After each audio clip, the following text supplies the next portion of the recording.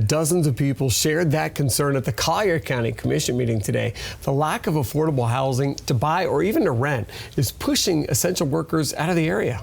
Fox 4's Collier County Bureau reporter Adam Fisher was at that meeting tonight to see how commissioners reacted and what they plan to do about it. After hearing from single mothers who can't pay rent and business owners whose employees can't afford to live here, Collier County commissioners took action.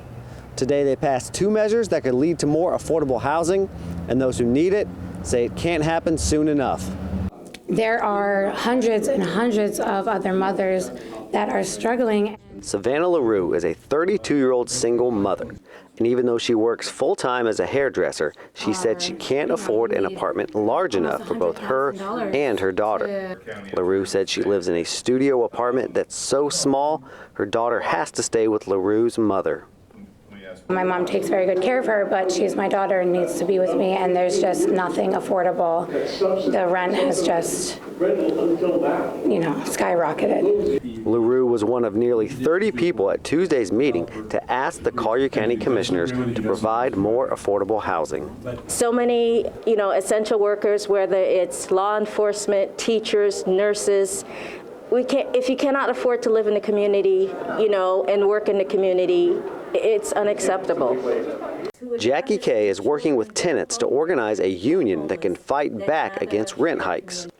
According to numbers provided by the county, there are only 54 houses available to buy and merely one rental property available that meet the government's definition of affordable.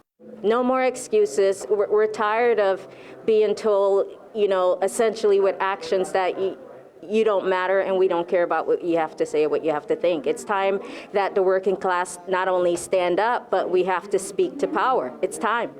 At Tuesday's meeting, the Collier commissioners voted to provide more money for the local housing trust fund.